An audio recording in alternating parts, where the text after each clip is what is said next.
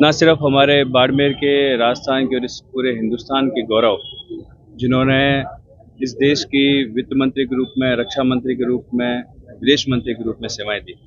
उन्होंने एक ऐसी विदेश नीति तैयार की जिसकी छाप आज भी हमारी नीतियों पर है, हमारी कूटनीतियों पर है। ऐसे हमारे मालानी के लाल, हमारे हम सबके आदर्श आदरणीय जसवंत सिंह जी की जयंती पर आज हम सब उनके चाहने वालों ने, समर्थकों ने, उनको आदर्श मानने वालों ने उनके जयंती पर रक्तदान का एक कार्यक्रम रखा है कि उनकी यादों को हम लोग चिरस्थायी बनाए रखें और उनके आदर्शों पर लगातार चलने की प्रेरणा हम लोग लेते रहें।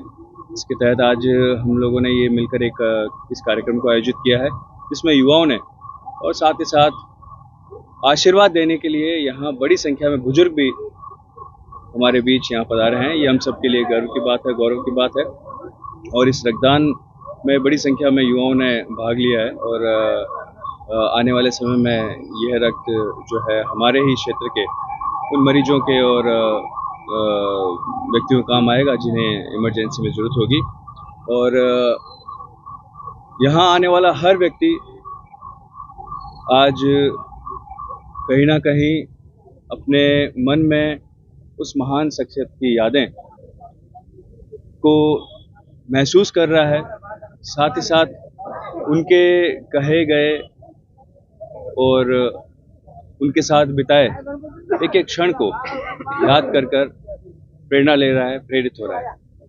ये हम सब के लिए गर्व की बात है कि जसवंत सिंह जी को आज हम सब लोग मिलकर याद कर रहे हैं। सर, एम्स अस्पताल की बात करें, चाहे बाड़मेर रोड, एम्स ही क्यों, एम्स ही क्यों, बात करें, चाहे ऐसी कई योजनाएं जिनकी अमिट छाप है हमारे रोजमर्रा के जीवन में, इस मारवाड़ में, और साथ ही साथ जो लोग इंडियन डिप्लोमेसी के बारे में समझते हैं, जानते हैं और उनकी जो पॉलिसीज हैं उनकी आज भी अमिट छाप है। जो उन्होंने किया वह अभी तक कोई दूसरा नहीं कर पाया। और चाहे वो हमारी रक्षा नीति हो, चाहे वो विदेश नीति हो, उनकी छाप हम सदैव जो है हमारी पॉलिसीज पर रहेगी। सर, थार एक्सप्रेस आज बंद है और लोग आज भी जसवंत सिंह को याद करते हैं क्योंकि उन्होंने ही शुरू करवाई थी और यहाँ के काफी ये बड़ी विडम्बना है कि जिस थार एक्सप्रेस को जसवंत सिंह जी ने इतने मेहनत से और इतने चाव से शुरू करवाया था, जिसका फायदा हमारे जो है लोगों को लगातार हो भी रहा था। हमारे परिवारों का एक बहुत बड़ा हिस्सा, चाहे वो किसी भी जाति, धर्म, वर्ग का हो, वो तारबंदी और सीमा के उस पार भी उतना ही। थार का एक बड़ा हिस्सा जो है सीमा के उस पार भी है।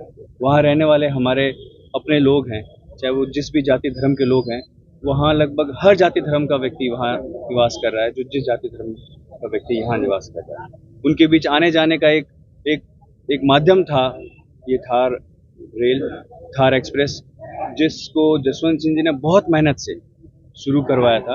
और आज बड़ी विडम्बना है कि उसे दोबारा शुरू करने के हम सब लोगों के प्रयास, हम सब लोगों के तमाम कोशिशें जो हम लोगों ने की, और इसके बावजूद जो है सरकार यह करने से जो है वो मना कर रही है और किसी कारण से नहीं कर पा रही है। एक बड़ी विडम्बना है। तो आप राजस्थान में विपक्ष में क्या मुद्दा उठाएंगे थार एक्सप्रेस?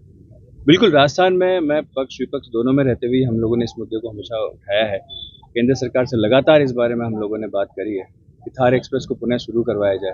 साथ साथ जो एक बड़ा माध्यम था, एक लाइफलाइन थी हमारे दोनों मुल्कों के बीच में, हमारे जो परिवार के लोग रह रहे हैं उनके बीच में एक लाइफलाइन के रूप में काम करती थी, उस ट्रेन को बंद करना जो है गलत है। जबकि पंजाब से ये आवागमन है, अंतर्राष्ट्रीय जो विमान सेवाएं हैं उनसे ये आवागमन है, तो थार से क्यों नहीं? थार से होने में किसी तरह की दिक्कत क्यों होनी चाहिए?